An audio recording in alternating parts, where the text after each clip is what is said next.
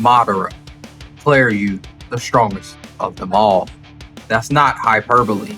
That's the god of shinobi, the Ten Tails Jinchuriki, Madara Uchiha himself, giving the ultimate compliment to the ultimate underdog for just 90 seconds.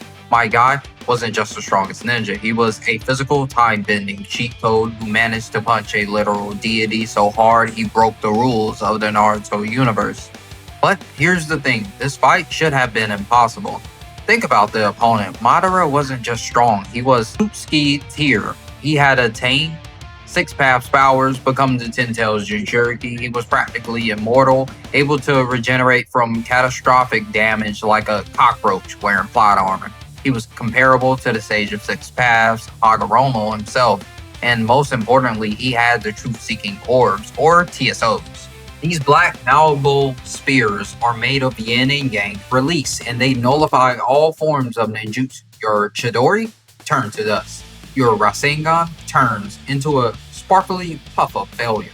Your biggest flash hits jutsu, it means nothing. To beat Madara, you needed either Senjutsu Chakra or 6-path Senjutsu. My guy, he's just a taijutsu master. He's the guy who skipped ninjutsu class and genjutsu class to run laps and do handstands, push-ups. He has no sage mode. He has no inherent ocular powers. He has 0 chakra magic. So how did a simple man, a simple pair of green tights, and an eternal case of youthful hype, manage to drop the world's most overpowered final boss? It's the greatest hard work versus genius payoff in anime history. And the answer lies in a precise 3-part mechanical breakdown that we're diving into right now. Get ready. The 8 gates, or the gate of death, Shimon, is the ultimate panic button. It's what you press when you fully committed to the bit. It unleashes 100% of the body's physical and spiritual energy, but the cost is absolute death. As your body is essentially vaporized and turned to dust, Guy knew this. He wasn't trying to survive, he was choosing the most impactful way to go out and protect his friends. This emotional weight is what makes the fight so legendary. But let's get nerdy. This is why the 8 gates works where everything else fails. Guy's techniques, Evening Elephant, Ikizo, and Night Guy, Yagai, are unique. They aren't jutsu that he spent years learning, like Kakashi perfecting the Chidori. They are byproducts of having a catastrophic amount of raw power flooding his body. They are just names he gives to the pure explosive kinetic energy generated by his body's immediate life force implosion. This is a critical distinction. Evening Elephant is an appetizer. It's 5 consecutive air pressure cannons. Think of it as 5 rapid-fire invisible physical kicks that generate shockwave, powerful enough to feel like they're punching the air itself. Madara tanked the first 2 hits. He was excited. He was actually enjoying the fight, comparing Guy's taijutsu favorably to his old rival, Kurama. Madara, drunk on his own power, underestimated Guy, believing he could simply survive and regenerate anything Guy could land. This arrogance was the first crack in Madara's god tier defense. He mistook the opening move for the knockout blow. When Guy flared up for the ultimate attack, Night Guy, Madara finally realized his mistake. That red flickering dragon aura, the manifestation of his blood vapor, was a terrifying signal.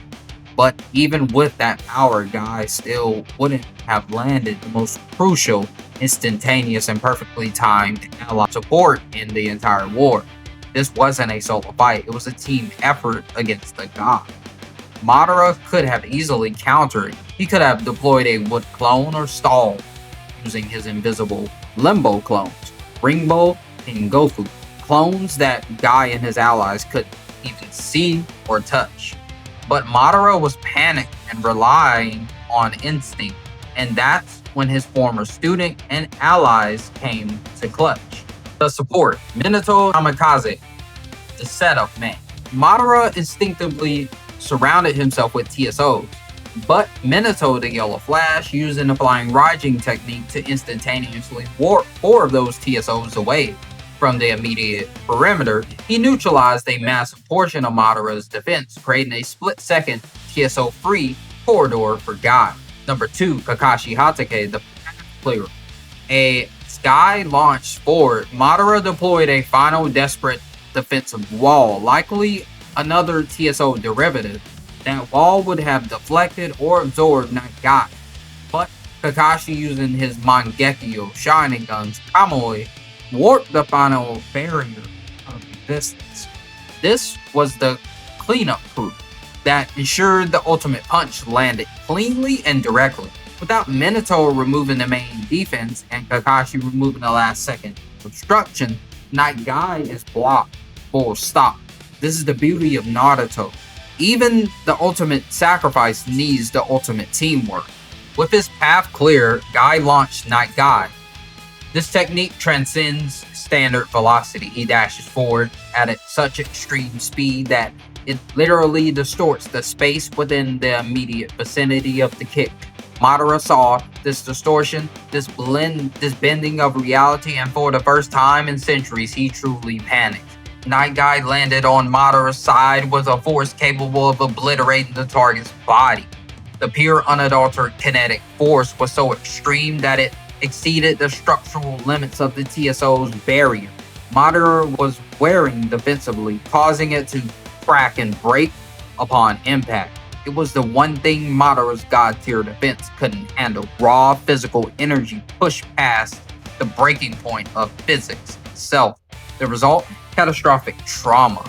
Madara's Renkudo body was visibly deformed, a massive chunk of his torso was blown away, and his regeneration was struggling. Madara himself admitted, "I almost died." He didn't just survive a punch, he survived an exploding sun in the shape of a kick. So, Guy landed the hit. He broke the god. Why didn't Madara die?